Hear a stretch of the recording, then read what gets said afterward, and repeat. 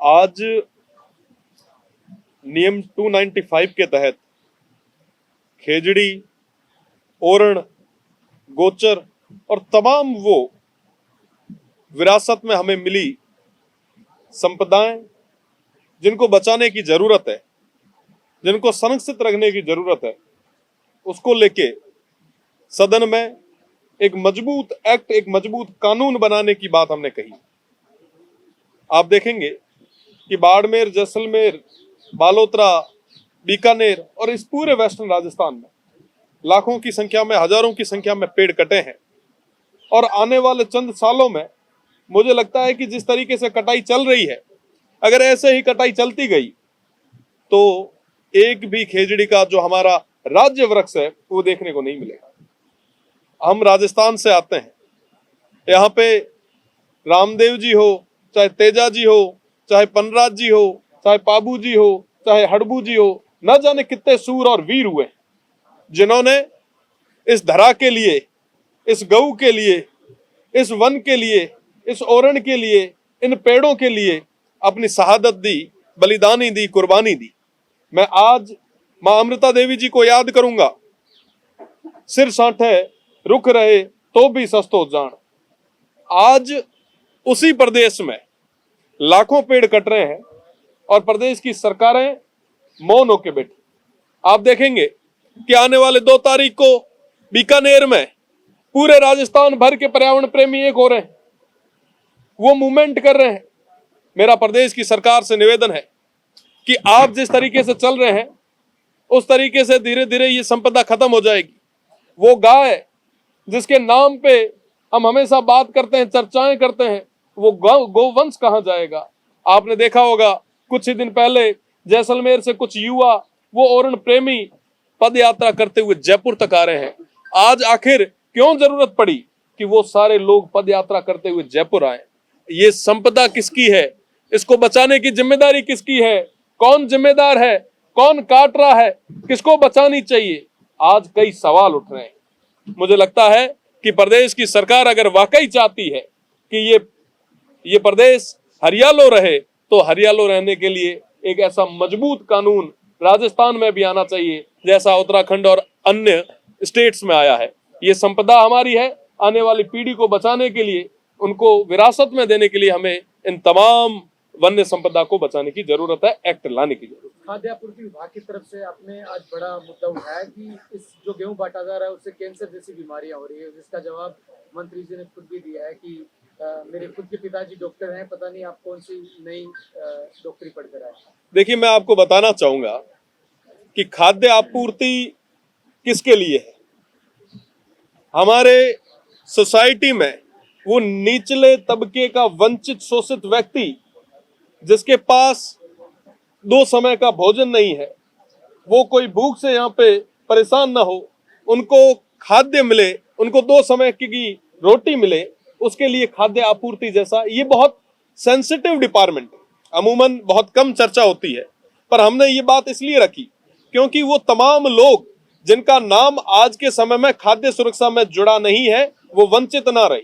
हकीकत ये है कि हर गांव में जो प्रभावशाली होता है उनके नाम तो इनमें होते हैं, पर जो वाकई जो जरूरतमंद होता है उसकी कोई बात नहीं करता। सत्ताएं, राजनेता, तमाम लोग बातें उन्हीं की करेंगे जो प्रभावशाली होगा, पर साहब वो निचले तबके की बात कौन करेगा? आज के समय में हर गांव में ऐसे कई लोग हैं जो वाकई जरूरतमंद है पर उनके नाम नहीं। आप गिव अप, आपने नाम रखा, कई लोगों ने अपने फॉर्म उठाए। मैंने माननीय मंत्री जी से पूछा कि कितने लोग हैं जिन्होंने स्वेच्छा से अपने नाम उठाए और कितने लोग हैं जिनको आपने निष्कासित किया, आपके डिपार्टमेंट ने जिसको जबरदस्ती निष्कासित किया, और जिनको आपने निष्कासित किया उनके खिलाफ आपने क्या कार्रवाई की? देखिए साहब, जो जबरदस्ती, जो उस क्राइटेरिया में नहीं आता, फिर भी अगर किसी गरीब का हक मार रहा है तो उसके खिलाफ कार्रवाई करने की जिम्मेदारी भी तो सरकार की है। सरकार ने अब तक कितने प्रकरण दर्ज किए?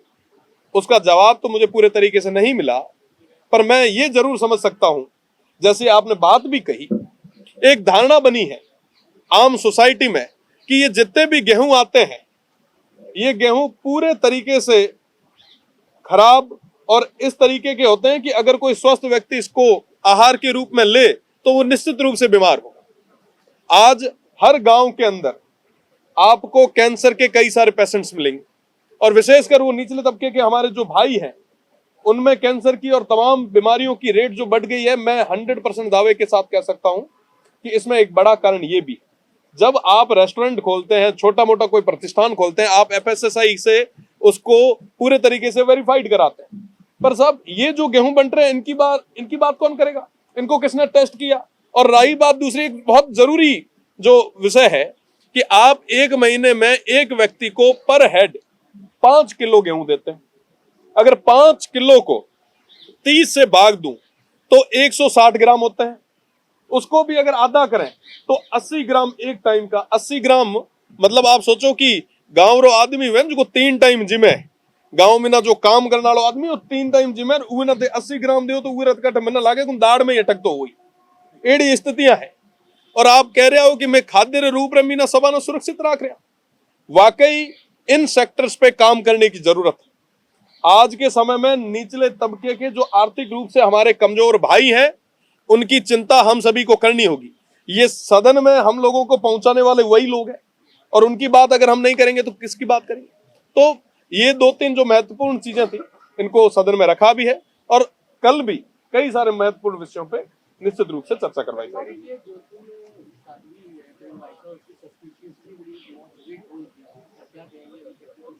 देखिए, सबसे पहले तो मैं साध्वी प्रेम बाईसा के श्री चरणों में श्रद्धा सुमन अर्पित करता हूं, और जो भी घटनाक्रम हुआ वो काफी दुखद रहा।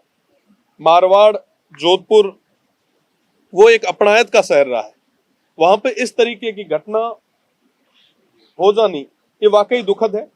परिवार को ईश्वर हिम्मत दे, और निश्चित रूप से जांच होनी चाहिए। जो भी तथ्य है वो प्रदेश के सामने, सबके सामने आनी चाहिए। निश्चित रूप से न्याय मिलना चाहिए। देखिए, डिजिटल युग के कई प्लस और माइनस भी हैं, और किसने ट्रोल करवाया, किस तरीके से हुआ, ये पूरा घटनाक्रम जो है वो स्पष्ट जांच होना चाहिए, और समयबद्ध तरीके से जांच होके जो भी आरोपी है उनके खिलाफ कार्रवाई। भाटी जी, युवा का भविष्य आप किस तरह देखते हैं? जैसे ओमार सीट का मामला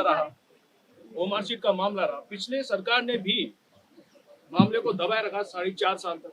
बीजेपी सरकार भी उस मामले को कहीं ना कहीं दबा के रखने की कोशिश करती है, ठीक से संज्ञान नहीं ले पा रही है। मैं एक चीज आपको बताना चाहूंगा कि दोनों ही सरकारों से वर्तमान में युवाओं का भरोसा उठता जा रहा है। पिछली सरकार में तो कोई अगर परीक्षा देने जा रहा था तो हर कोई उससे पूछता था कि भाई पेपर मिला क्या। ये स्थितियां हो गई थी, आम सी चीज हो गई थी पेपर लीक होना।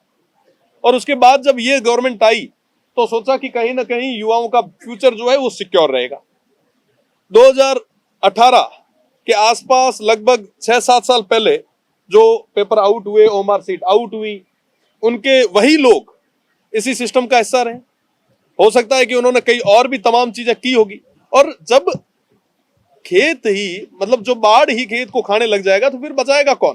पहले तो लगता था कि सब पेपर लीक होके ही तमाम चीजें हो रही थी। आज के समय में तो ओमार सीट ही गायब होने लग गई, तो अब किस पे भरोसा करोगे? तो ये निश्चित रूप से बहुत बड़ा विषय है। प्रदेश की सरकार से मैं कल भी कह चुका हूं कि उनको बड़ा एक सख्त एक्शन लेना चाहिए। आज के समय में दोनों ही सरकारों के बीच में जो युवा है उनका भविष्य जो है वो फुटबॉल की तरह होता गया। दोनों ही खेल रहे हैं, किसी को नहीं पड़ी।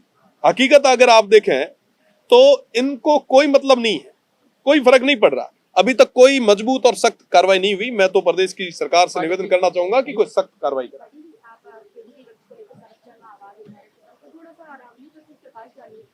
देखिए, अरावली का जो खनन हो रहा है, पिछली बार भी जब ये इश्यू आया था, जब 100 मीटर की जब धारणा चली कि साहब 100 मीटर से नीचे ये नहीं है, तमाम चीजें हैं। अरावली इस प्रदेश की रीढ़ की हड्डी है, इसको बचाना हम सभी की जिम्मेदारी है। वर्तमान में वो प्रकरण तो सुप्रीम कोर्ट में है, पर उसके अलावा जो खनन हो रहा है, खनन माफियाओं को कहीं ना कहीं दोनों ही सरकारों में सह दे के करवाया जा रहा है। यूजीसी को लेकर काफी बवाल हो रहा है। सुप्रीम कोर्ट ने अब जो है इसको वापस भी लेने के लिए कहा है कि इसको नए तरीके से ड्राफ्ट तैयार करके फिर से दिया जाए, तो इसके ऊपर बातचीत की जाए। देखिए, यूजीसी के बारे में एक बहुत बड़ी चर्चा, बहुत बड़ी बहस छिड़ी है। निश्चित रूप से पुनर्विचार होना चाहिए, और सभी के हितों को देखिए, मैं विश्वविद्यालय से आया हूं, मैं छात्र राजनीति से मैंने शुरुआत की है, मैं बतौर छात्र संघ अध्यक्ष मैंने काम किया है, मुझे काम करने का मौका देवतुल्य जनता ने, उन युवा साथियों ने दिया। हम सभी भाई की तरह रहते हैं, हमेशा से एक जो भाईचारा है वो बना रहा है।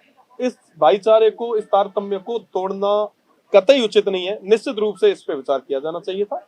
जो स्टे हुआ है, मुझे लगता है कि आने वाले समय में जो भी पॉलिसी आएगी सबके हित के लिए आएगी।